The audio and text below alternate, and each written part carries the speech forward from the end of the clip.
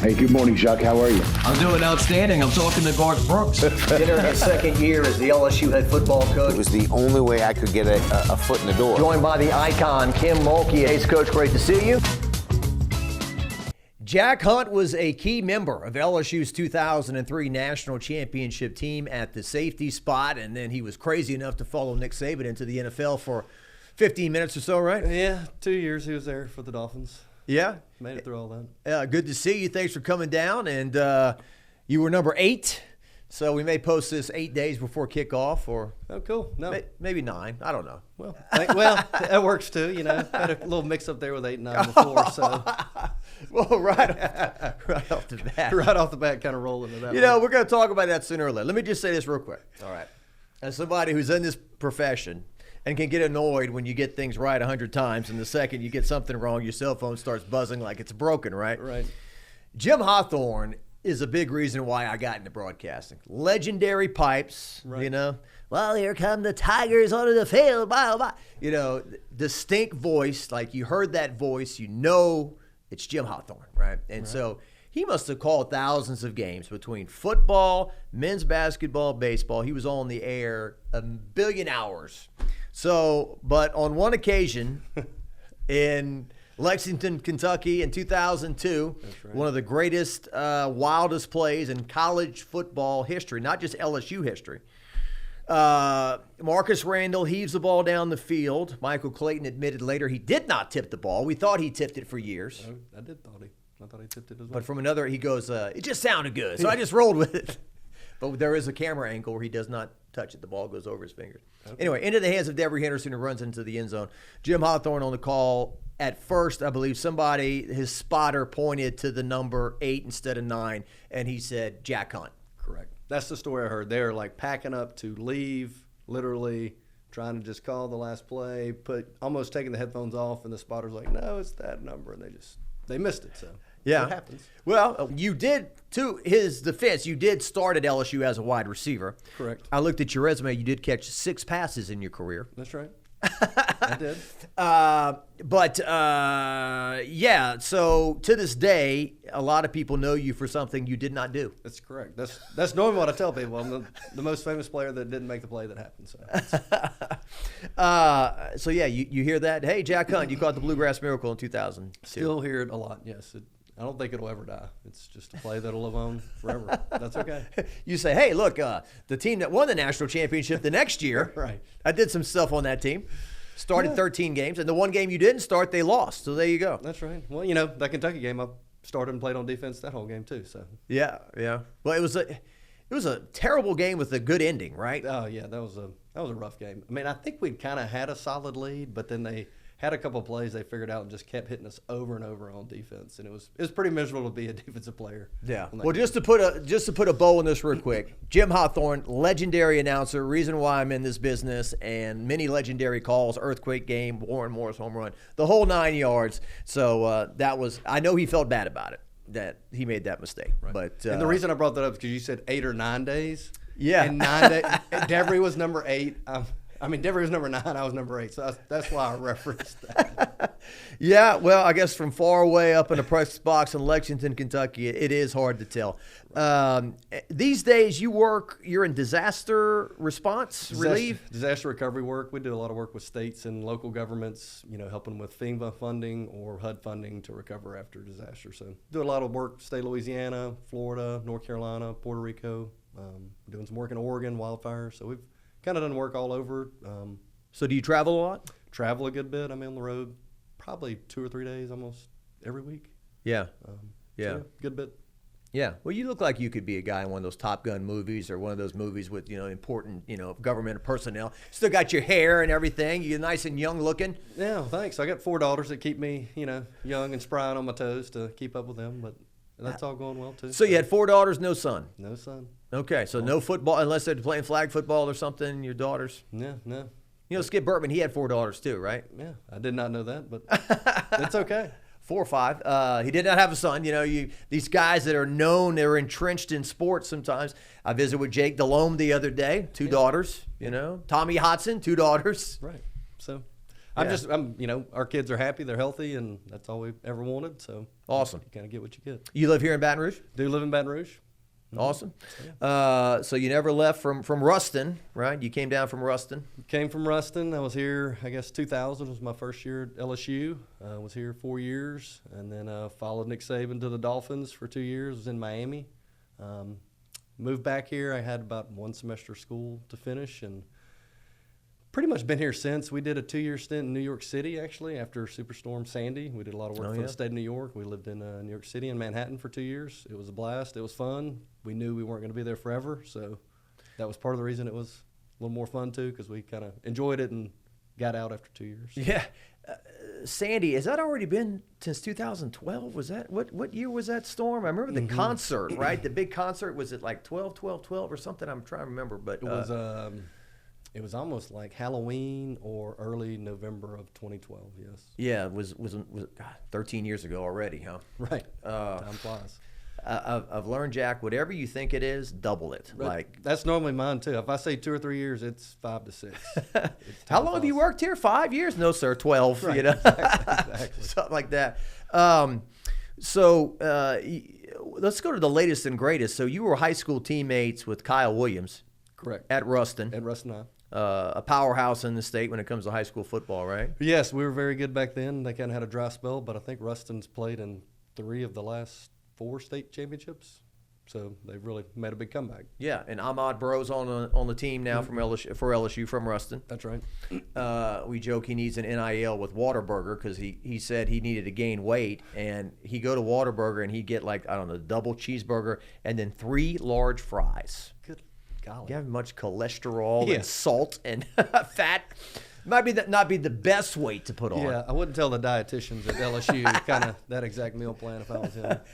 People our age, our blood work might go a little awry, right. But he's on the team. And so what do you think of – so Kyle has this as good of a NFL career as a defensive lineman can have, and now he's into coaching and he's coaching the D-line at LSU. Yeah, I think it's great. He's actually been the defensive coordinator at Ruston High for probably the last 5 to 8 years.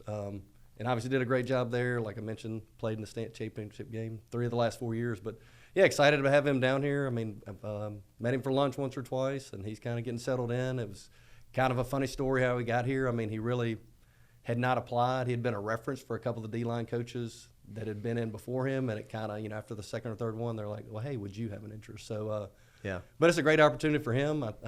I know he'll do a great job. He's going to give it his all. And like you said, he's so experienced. I think he relates to players well.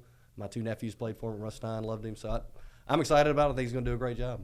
It's kind of like one of those movie castings you hear about. They're like, they bring some guy in to kind of bring in some other actors, and like, well, why don't you play the role? Pretty much, yeah. That's pretty much how he said it happened. And because he said when they asked me, he's like, he hadn't thought about it either. So yeah. So good that it worked out. He said he had ran into Kelly or met Kelly a couple years ago at a golf tournament, some deal somewhere. So there'd kind of been some relationship there, but. Yeah, excited how it'll work out, and I know he's been enjoying it. At least when I talked to him in the spring ball, all that had gone real well. I hadn't visited with him a lot lately since camp started, but. And Kyle is an outstanding golfer, right? He's a scratch golfer. He is a scratch golfer. I think I played with him like in April or May. He'd just moved down, and so when played, hadn't played in 6 months, and hit the ball pretty good. We got done. I said, "What'd you shoot? Like 78, 80?" He's like, "Yeah, I think 73." It's like, yeah, that's nonchalant. Like. Like, yeah, I hit him okay. It's like, well, I mean, I was pretty happy with my 88 or something. Exactly, yeah. I broke 90 today, right, exactly. All right. It's amazing some of these athletes that can do everything. Ben McDonald, the number 1 pick in the Major League draft, is also a golfer. I saw him one day on the course, same thing. Like, what'd you shoot, Ben? 75. Yeah. I had a bogey. Oh, you only have 1 bogey. Yeah, exactly. So Kyle, and if you're doing, you can't coach, right? So you can't really be negative on the fact the guy doesn't have a whole lot of experience because he's been playing in the NFL this whole time. No offense, but guys like, Kellen Moore and Sean Payton and some of these guys, they weren't amazing players, so they got started on their coaching a little earlier. Right.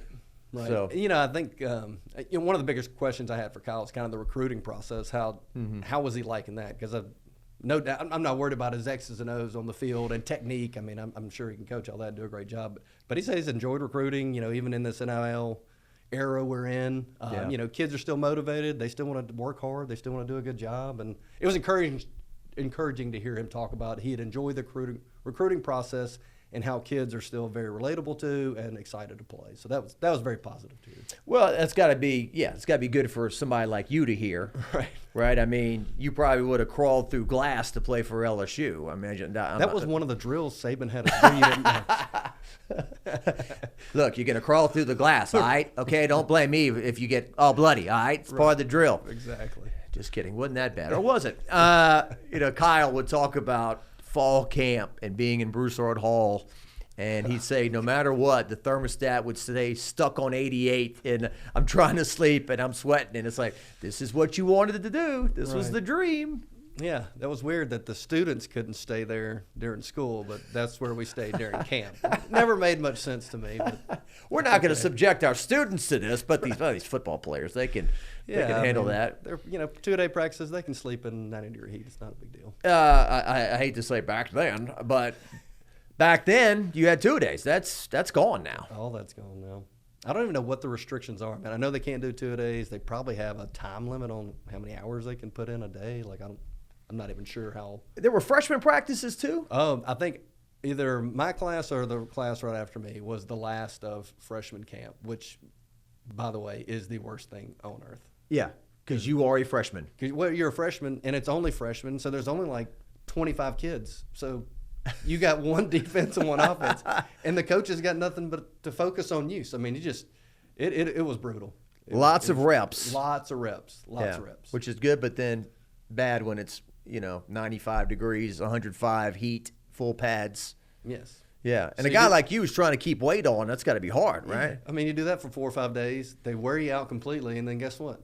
All the upperclassmen show up. Now the real camp starts. It's like it was tough. Yeah, I've talked to some folks, before me and after me, that still had that freshman ball, and everybody says the same thing. Like, man, that was one of the tougher deals for sure. Yeah, well, interesting enough, you start when Saban arrives, right? You both get there in the year 2000. Correct. And whether I've talked to Brady James, Trev Falk, whoever's in that first meeting, Saban comes in and says, you guys are small, you don't look like a football team.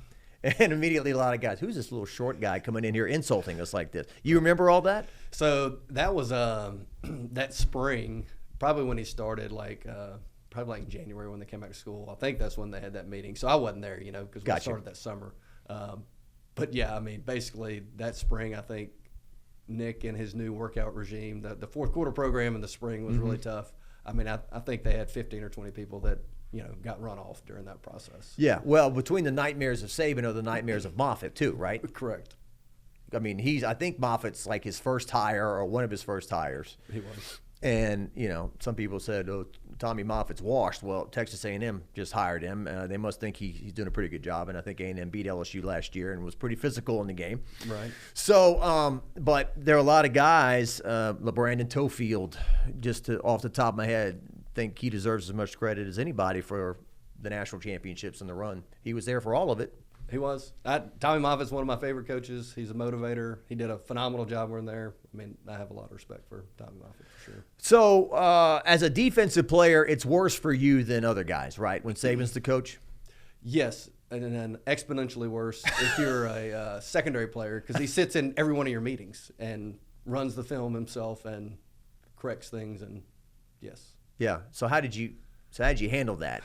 Did you handle it like, I'm getting better, this guy's getting me better, and then on the other hand, Jesus, will you please leave me alone? I mean, a little bit of both? I guess you get numb to it after a while. You get used to it, and it's just kind of is what it is. It keeps you on your toes, but I mean, it definitely is helping you get better. But yeah, at the same time, sometimes like, golly, can we?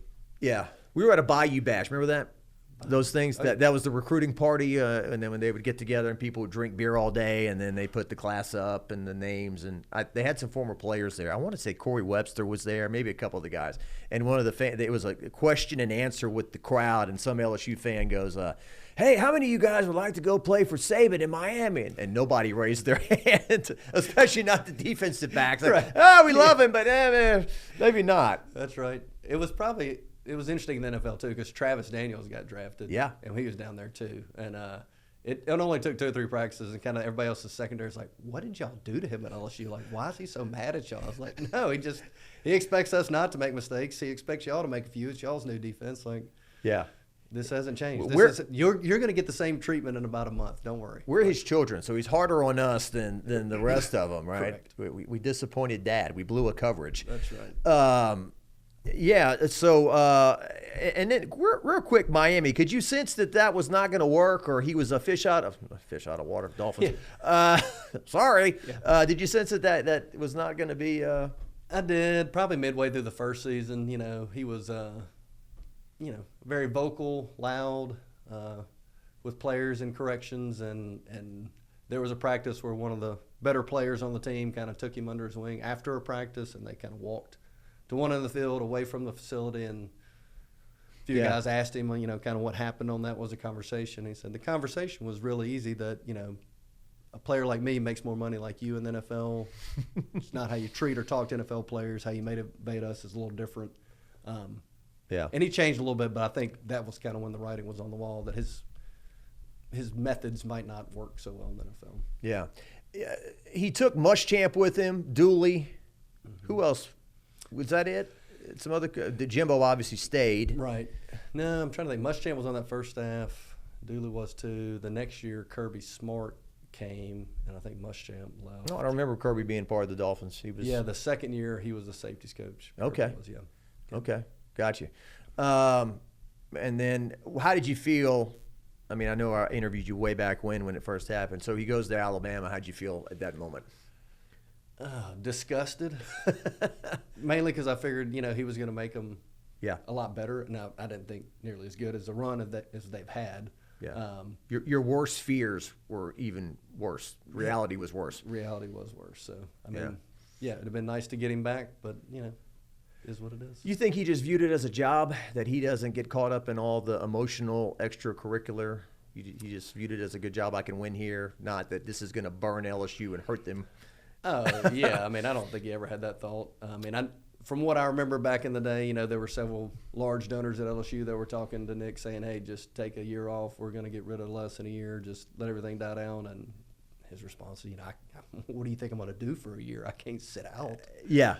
Yeah. And I think that's he was just driven and wanted to get back in a program, and Alabama was a storied place where he thought he could have success. So, and not to get too buried in the past, but I think that is one part of revisionist history that kind of irks me. The whole LSU could have hired Nick Saban before he went to Alabama.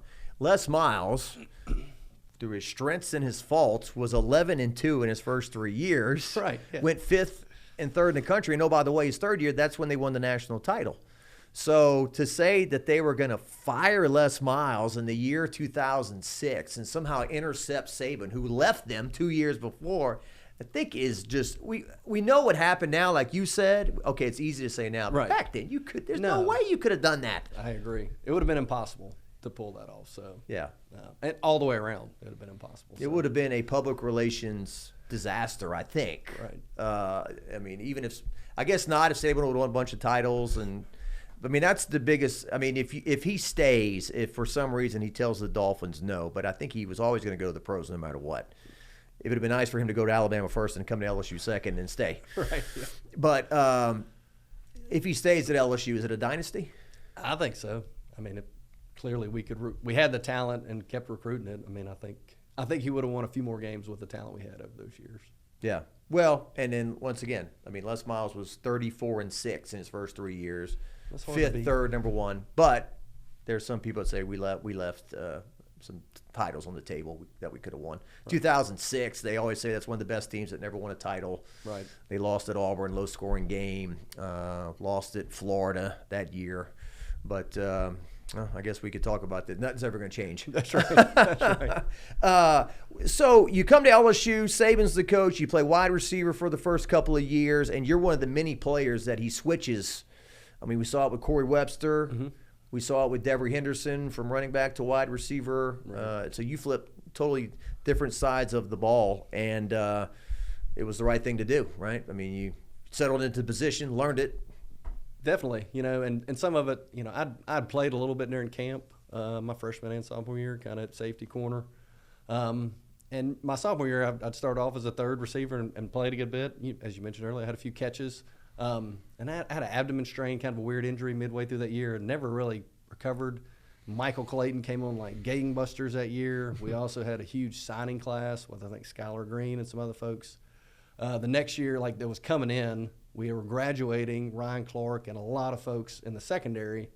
So it really kind of, after the season was over with my meeting with Saban, I was going in to say, hey, I want to go try defense. And as I sat down, he was like, hey, I want you to go to defense. So it really kind of worked out that we're looking for the same thing, I guess. What do you remember about those first 2 years of Saban where, you had the clunker against UAB his first year, but then you come back, beat Tennessee the next week. It's kind of a time for me, remembered, 2003 is dictated by defense. The early days of Saban were kind of dictated by offense, in my opinion. Rohan Davey and Josh Reed were the best pass-catch combination the school's ever seen. And honestly, Josh doesn't get statistical credit for his bowl games that he played in. And I think he had 239 against Illinois in the Sugar Bowl. Right, big game there. So I'm not going to ever criticize Jamar Chase or Justin Jefferson, who obviously are pretty good. Right.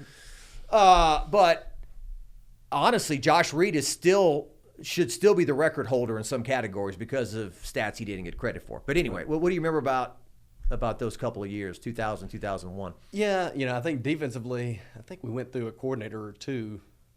Lots of coaching changes, lots of assistants. But there was a defense coordinator kind of the first year and second year. So kind of getting that, I think the biggest challenge was getting that defensive scheme involved and the discipline that it takes to play in that scheme.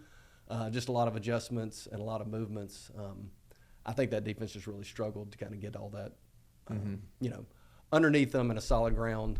And I do think we probably had more talent on the offensive side because we had some really good players. But, again, I think those teams just didn't quite have the discipline, especially my freshman year, to kind of sustain the winning, play a full game, compete till the end mentality that kind of Saban, I think, brought not only LSU, but brought to Alabama, and that's kind of what creates the winning environment and helps keep it going. So yeah, well, Jared DiNardo had 2 losing seasons to close out, and they made a change there, but he did leave some talented players behind. Right. That Nick Saban and everybody coached up pretty well. Did DiNardo ever recruit you? Did you know him at all? Or? Yeah, he recruited me.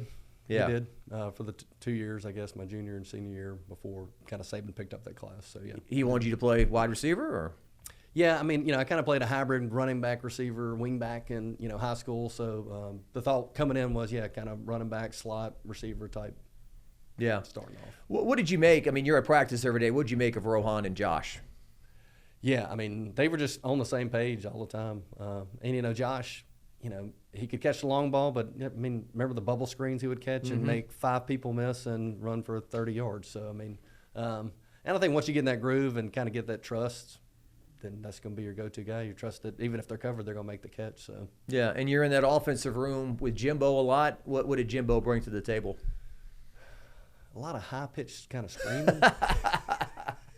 Yeah, that's what I heard. I heard everything in practice was MF Josh Booty and MF Josh Reed and MF Rohan and kind of. But then at the end, okay, come here, Jack. Let me talk to you real quick. Right. Kind of butter you up maybe before he sent you home. That's right. I mean, we had a tough crew that was coaching. I mean, even on defense and offensive side, they were tough love kind of coaches. Now they gave it to you point blank, and they would at the end of practice if they felt like they got on you a little too much, they'd give you a little loving at the end, a little encouragement. But I was a big spoiled softy. I go out to these practices, they let us watch for like 15 minutes, and I'm like, God, I'm sick of this guy already. I can't imagine being around him 15 hours a day or whatever it is, right? It's like, golly. But and then the fans would tell us, you don't know how lucky we are to have him. Right. Yeah. Don't you dare ask him any tough questions or whatever. I saw Jimbo the other day expressed that he kind of wants to get back into it, misses the relationship with the kids and all that. I mean, goes to show you money cannot buy you happidness, right? I agree, yeah. He's got more than he could set on fire. Right. He's got $75 million for doing nothing. Yeah. But I mean, he's young. He's still got a lot of. I mean, you can't sit around. I mean, we visited with him a couple summers ago. I know he likes to hunt exotic game. He goes down to Africa. Right. And he's still got a home there in Tallahassee, and he's remarried and he's happy and all that, but he wants to coach, I guess. I didn't coach O too. I mean, yeah, I saw that as well. Coach O's about the end of, I think LSU's almost done buying him out. Jeez, December, I think they're done paying him.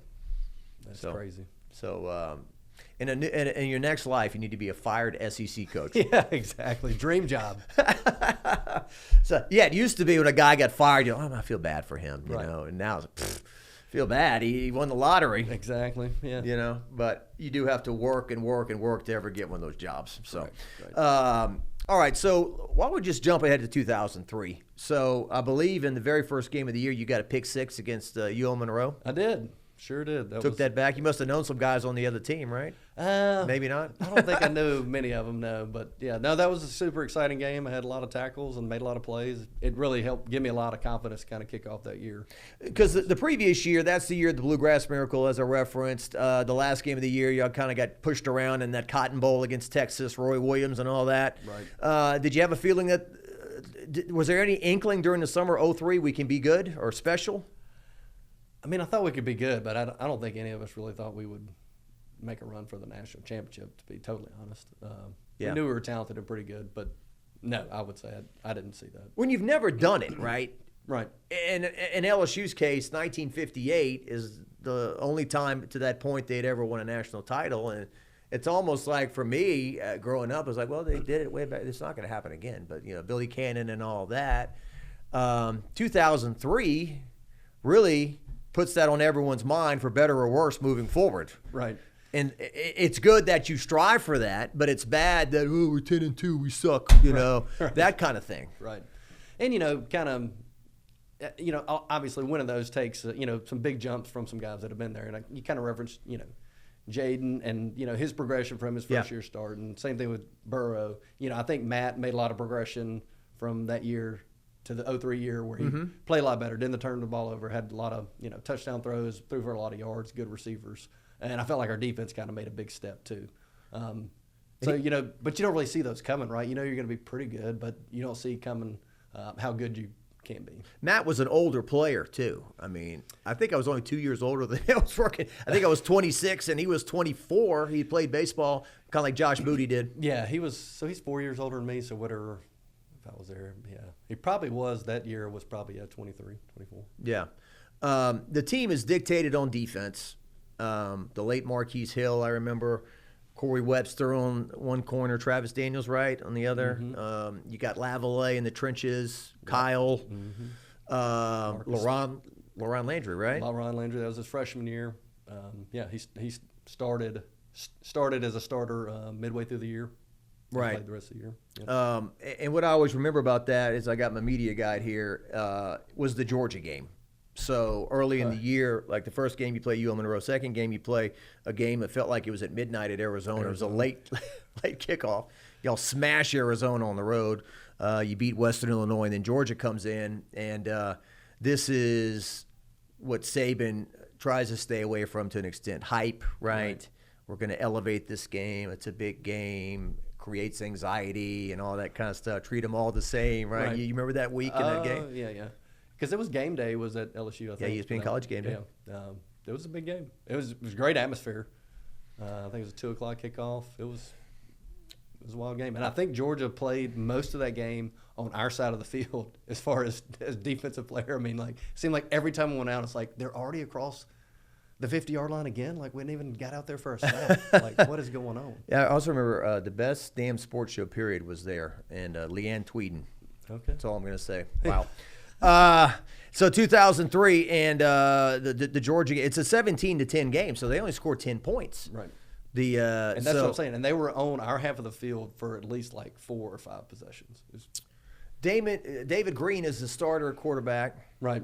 They put in Shockley, DJ Shockley, and they put him in the game, and they were backed up.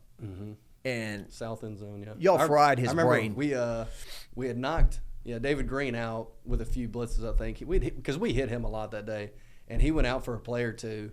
And I remember as soon as he goes out, like every defense call of that was like all out blitz, all out blitz, all out blitz. Like go. He was running for his life. Yeah, he was. I mean, it was.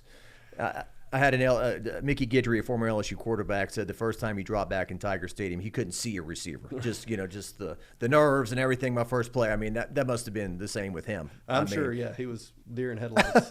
Because and the crowd was just, and it was the thing that we can't win a day game, right? It was all the it's like it's already decided. The game's not at night. We don't win in the daytime. Right. And Saban was like, okay, when are we going to get over this stuff? CBS has the number one pick. We're the number one game. Are we going to lean into this, or are we going to be scared? Right. And late in the game, Skylar Green runs the wrong route, and then just as a defender is hitting Mock in the chest, he lets it go, and Skylar in the end zone. Correct, for the win. Yeah. You remember being down the field and watching all that? And yeah, because I think like 2 or 3 plays before that, Georgia had thrown a screen pass and I guess kind of caught us off guard. Yeah, that's right. And we had a couple of missed tackles, and they broke it for like 90-something yards. Yeah, like an 85-yard touchdown.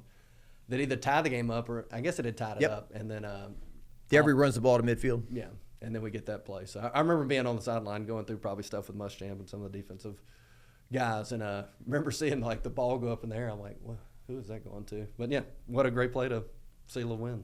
I think right after Georgia scored the touchdown to tie, instead of the sky is falling catastrophe, that the crowd started chanting LSU, LSU, and that kind of, maybe we're turning the page here to something new. And then, so this plays into exactly what Saban's talking about, because the only game you lost that year was to Florida. It was a game that was not hyped. It was a game that LSU's going to win, or they should, or whatever, and it counts just as much as the Georgia game. Here's a team from the SEC East at home, and you did not. That was the one game you did not play. You hurt your knee. I remember being at practice that week. We got video of you. You were struggling. Saban screamed at us, "I better not see that on TV tonight." Right. Yes. Michael Bonnet made it clear to us, "Do not put that on television." Right. I don't know if we did or not. To no, be honest, I'd sprained my MCL 2 weeks before that against Mississippi State, so we had an off week, and yeah, just couldn't move laterally very well at all, and so had to sit that one out. And Sharon Carey, I think, was hurt too. There were 2 guys with knee injuries. I think he had MCL too. And Florida ran the running back down the seam a couple of times and hit a couple of touchdowns, if I remember correctly. They did. They'd get them in third down. We would blitz, and they would have the running back just kind of step up like he was going to make a block, and then just slip through the middle of the line and then throw it right over the top. Chris Leak. Mm-hmm. It was Chris Leak. He was a true freshman. True freshman. Yeah. Ron Zook, the head coach. Yeah. Here's a quick thing I remember at the press conference on Monday. One of the beat writers had decided they wanted to do a story on Lionel Turner after that game, and it wasn't apparently Lionel's best game. He was maybe supposed to guard that running back. I'm not sure, but I remember Saban was like, "Can we do this another week? I mean, you ask me this now? Right. I mean." But Lionel came through against Oklahoma in the national championship, big part of your national championship team, from Walker, Louisiana. That's right. High-pitched voice like that, yeah. He was a freshman. He was in my freshman class too. So. 58, I think. Yeah, Number 58. Yeah. So you lose that game, but then and then as you start rolling down the stretch here, that's when the freshman running backs start to emerge, right? Justin Vincent. Correct. Allie. It was Allie Broussard. Yeah, Justin was the last one because we had so many injuries. I guess, Sharon had got hurt, Joe Dodd got hurt, Allie got hurt, and then, Justin comes in. I think it was probably even after the South Carolina game. It may have been in, like, game 8. I think South Carolina game was the game that they really let him loose that night. Yeah. I think that's right. But, yeah, it was pretty wild. He had a gangbuster, last 4 or 5 games of that year. What do you remember about – so you're playing Auburn to close out – well, no. I'm thinking about 2001. You smash Arkansas the week before. That's what I need to talk about. Ole Miss. So you're playing Eli Manning in Oxford. Right. Huge game. It was a big game. I remember I got to be the media guest on Nick Saban's radio show at Superior Grill on Government Street. Okay. You've never seen as many people as there are at that night. I mean, they were just everywhere. It was loud, and we're playing Ole Miss, and it was just. It was a big game. Yeah. 17-14 you win. What do you remember defensively to hold them down? Vividly remember the first series defensively we go out. Well, first I remember, Mock throws like a pick immediately. Pick 6. Yeah, like, great, thank you. But then we go out on defense. And I remember the first third down, they get set up, we get lined up, and, we're going to bring some kind of pressure. And, somebody starts showing it, and Eli checks to a different play. Well, we called 2 plays every third down, too. So we checked out of our blitz into something else. And he kind of stepped back and looked. And so he got to the line and checked again. And so we went back to our blitz. And I remember he took a timeout because we were both going back and forth, checking in and out of what we were going to run to counter each other. And it was kind of like, that's pretty cool to have a quarterback that knows what we're trying to do to check out of a play. Then we can check against him to something that he doesn't like equally. And it was kind of a chess match. So it was really interesting. Cool. Yeah. Cat and mouse, for sure. Yeah. Football is that sport like any other sport, right? I mean, that's why they close practice and all that stuff, war secrets and, right. Trick plays and all that kind of stuff. Yeah. Remember Smoke Lavelle? Yeah. Baseball coach? Yeah, baseball coach. Yeah. He told me one time, he goes, hey, Jacques, stay at practice as long as you want. We're not going to run a double reverse on the opening kickoff, okay? That's true, yeah. Football, secretive, Right. And then late in the game, it's Lavallee that pushes the center back, and he steps on Eli's foot, and Eli falls down. Correct. I think that was the last third down play for them. Maybe in 4th down. Yeah, to lock up the game. Mock hits Devery Henderson for the game-winning score. I think it was the first play of the 4th quarter. Yep, Long, I think that's right. Corner route. Yep.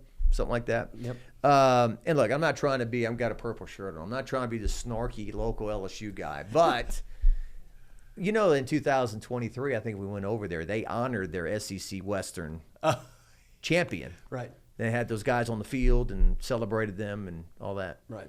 I had forgot about that. But they have a banner up that says SEC West champs. Because that was their only loss in the SEC. Technically, it was a tie. Yeah, it was a tie for the West. We had the tiebreaker. But I watched the SEC championship. Yeah, I understand. They weren't playing it. LSU was there. Right. Ole Miss wasn't. I know in the LSU indoor, I think LSU's got some SEC West championship banners up in which they tied and didn't go to the Sugar Bowl. But it's not in the stadium. Right. So I just always find that interesting. Well, it's kind of like, didn't Auburn come out the other day and they're like, what is that? Like, that is crazy. That 7 national champions. One of them's 58, I think. It's like, what planet are y'all on? I mean, there was 1 or 2 that I could somewhat give them. Like the one they went undefeated that year with Terry Belton. They went undefeated in like 2012. Yeah. And but there was 3 undefeated teams. Like, I mean, maybe 1 or 2 of those I'd be like, somewhat can get that, but there's a couple of them there's like, this doesn't make any sense. I saw that. I was just like, wow. I mean, talk about trying to take your eye off the ball. I mean, are we going to really stink this season? So let's let's get everyone excited by claiming some stuff that we didn't happen, or are we? I think LSU fans, some of them want to claim 1908. Okay. And I talked to somebody at LSU about that one time. They said, look, college football wasn't even a national sport at that time. It was very regional, and to claim a national title in the day, what was the first car was the Model T in 1920? Yeah, okay. That seems a little early then to getting around the country on trains. Yeah. And buggies and whatnot. So where do I go from there? All right, so the SEC championship game against Georgia, there was a lot of talk of the better team didn't win the first time. Right, rematch, and yeah, exactly. I do remember that too. There was a lot of talk from the Georgia side about, they really should have won that game. They let it slip away, and then we beat the tar out of them. Justin Vincent rips off like an 87-yarder, and Green as a quarterback. I mean, he was a good quarterback, but he ain't going to run out of his own shadow, right? I mean, you feel like you can really kind of, close him in. Right. No, we knew we could get pressure on him, and I remember there was 2 third down plays. We're almost like Saban and the staff knew, like, this down and distance, the first third down. If it's 3rd and 6 to 8, this is the play that they're going to run. This is where we're going to disguise. And LaRon, you're going to float right here, and he's going to throw it right to you. He's going to try to throw the tight end down the seam, just step in and pick it off. And the first third down and 6 to 8, like clockwork. I mean, same formation. I mean, same motions, and it's like, here it comes. So they had a lot of tendencies too that like we really nailed them. Yeah, on a few of those. So Saban, it's like an old Star Wars. He can see the future. Yeah. I mean, he saw the whole thing and laid it out and told you. Yeah, here's the tendency. Here's gonna be the down and distance. Here's a formation. If they motion like this, 9 times out of 10, it's gonna be that play. Yeah, smoked them. Yes, and that was very gratifying too, by the way. Yeah. You know, just that because, you know, it was the rematch at the game they should have really won before. Well, they probably say, oh, we were on the road and all that, and Tiger Stadium might have played a factor, and now they had more fans, obviously, right? I mean, being in Georgia, and I mean, LSU brought a lot of fans. But what do you remember about we're in the national championship? There's an announcement, we're going to play in this thing. Was it kind of surreal? It was surreal, kind of like, wow, okay. And, you know, there was a moment, too, of a little bit, you know, kind of like, wow, are we good enough to do that? Like, yeah, we're good enough to do that. Okay. Yeah. Because it was the whole USC, Oklahoma, LSU. They were the three. Now, Oklahoma got smashed by Darren Sproles and Kansas State. Kansas State, yes. In their championship game. That's right. USC was undefeated, and then Keith Jackson, I think, when they won the Rose Bowl, was like, oh, I don't care what they do in that Sugar Bowl. This is your national champion here tonight, USC Trojans. They had lost to somebody early in the year. I can't remember. Yeah, did they have one loss? Yeah, they had a loss, Okay, but I my can't bad. remember who it was. Yeah. They were undefeated later, the one that they won Right. outright. Correct. Yeah, I just remember that. I mean, that's your controversy of not having a 12-team playoff or even a 14 playoff at the time. So Oklahoma going to the national championship game, how did Saban handle it? How did he get you guys ready for the game and not make you think that this is the biggest game of our lives? Just the same message he had preached for 4 years. You know, it's just the next game, and you know, I mean, that's really kind of how he treated them.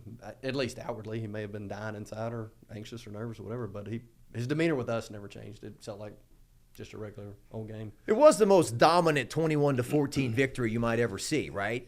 It sure felt that way to be so close. Yes. I mean, but they still had they're throwing the ball in the end zone at the end with a chance to tie it. Correct. Yes. I mean, they got their touchdowns. They blocked a punt. Blocked a punt and got it inside the 10 or 15. And then Malk threw an interception that they ran back for a ways. Right. Yeah, both of their scores were, I mean, they're two scores. They couldn't have driven the ball more than 40 yards, 30 yards.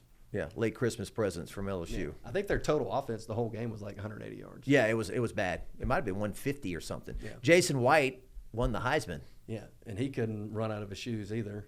And they had a ton of tendencies too. I mean, it was kind of the same thing. Like third downs, these down and distances, if they line up in these formations and shift, like you could narrow it down to several plays. You were on the field for Marcus Spears' pick six. Can you recall that play? What happened? Yeah, I mean, it was a zone blitz from the other side. So Marcus was actually, you know, he was dropping from the other side as a defensive end and was supposed to just fall right under the slant. And that's exactly what he did, and they threw it straight to him. So, which is the whole point. They're not the quarterback's not expecting that. They're seeing pressure off this side, and they're going to try to go to the backside. And defensive end's dropping. He was right there. You know, it's funny how the man upstairs works. I was having a conversation about Donnie Jones the other day. Yeah. And then I go to Superior Grill, and the second Superior Grill reference, and this.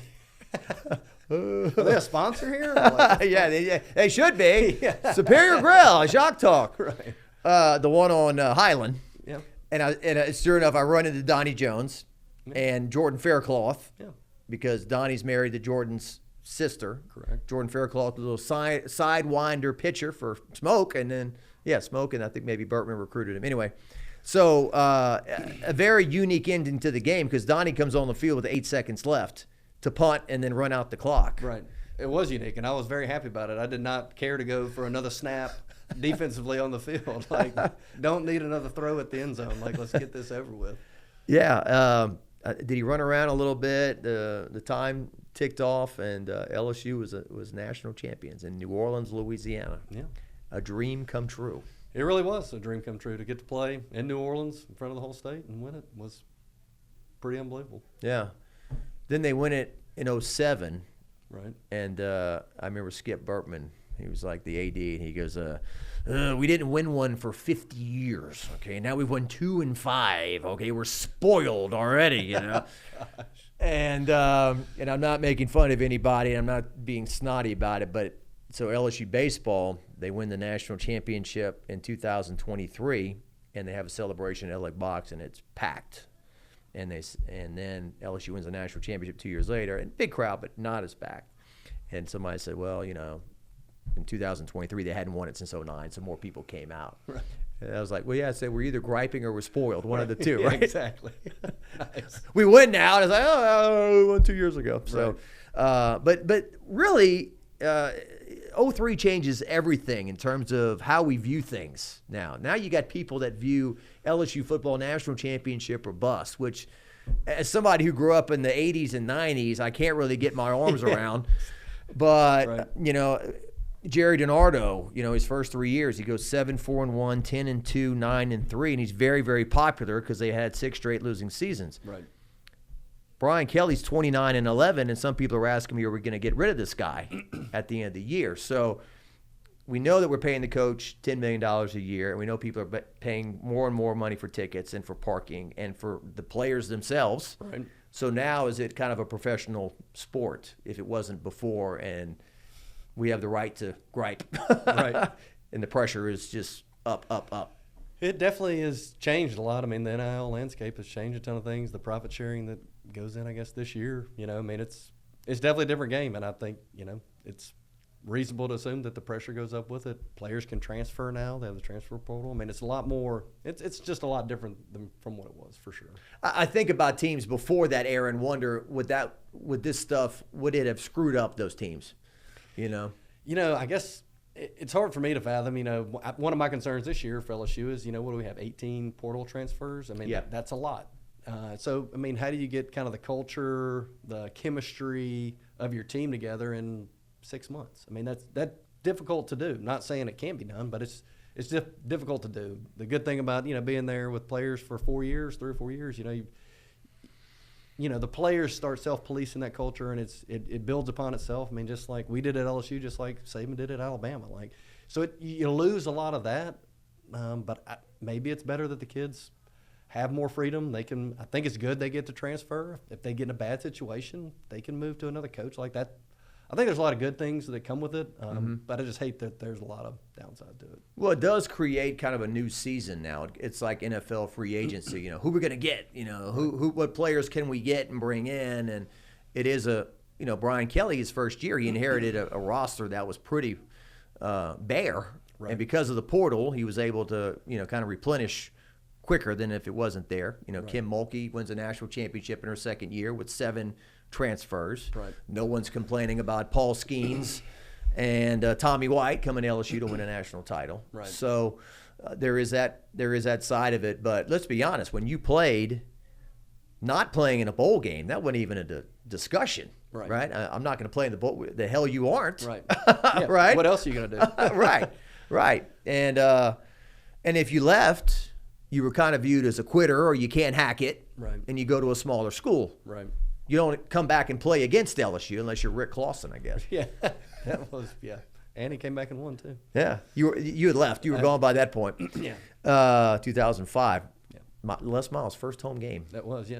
That was after Katrina. That's right. First home game. Yeah, we walked in the door. My parents were at my house. I said, I think LSU hired a lemon. Yeah. And he was able to steady the ship and win a lot of games. And He was.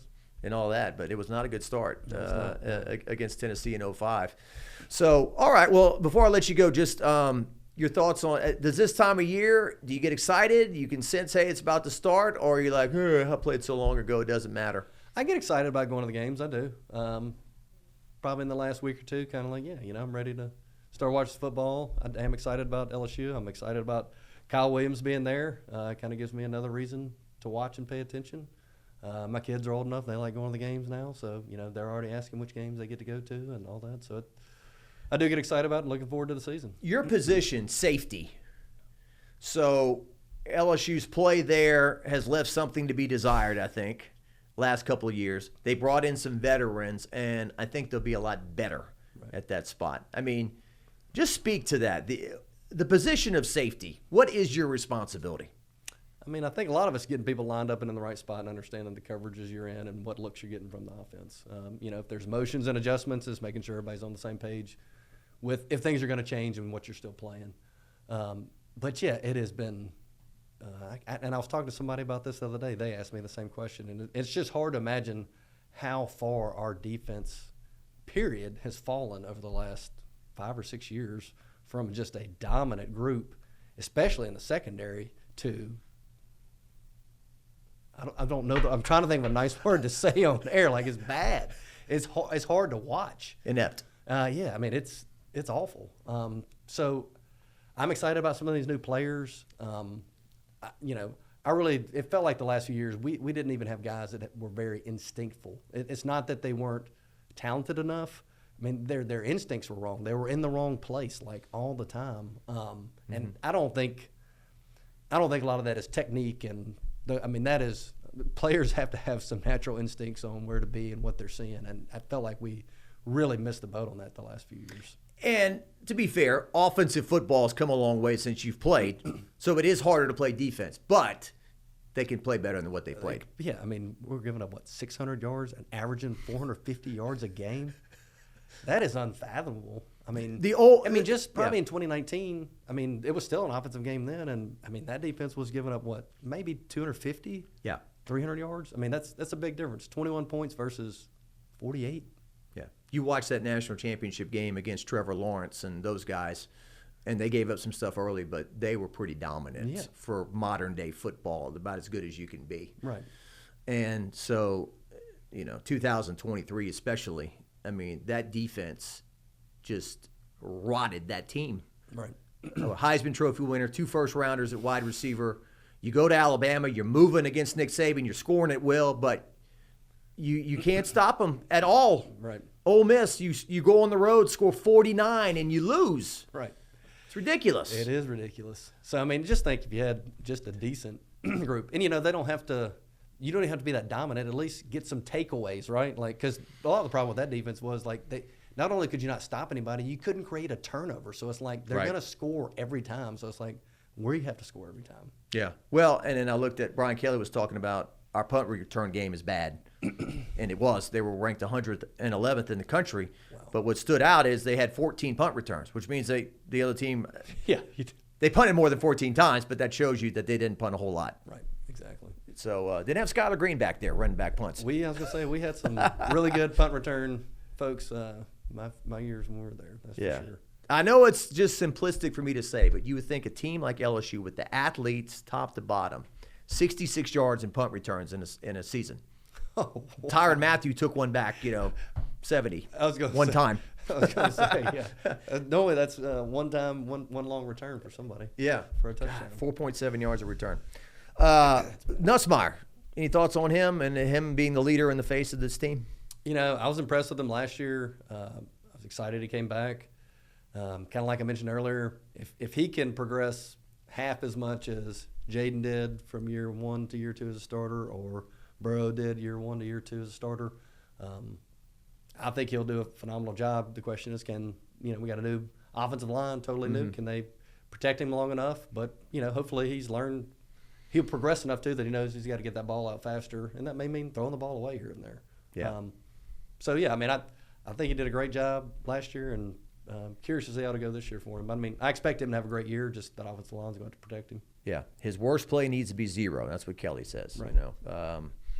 Don't throw it to the other guys. Right. And it felt like last year, he took, he could sense the defense wasn't stopping, and he kind of stretched to make plays. And, I think, like Kelly says, you got to get rid of the ball. We can't have negative plays. And the bottom line is our defense has to be able to support winning a game here and there. It can't be the offensive outscoring every time. Complimentary football. Right.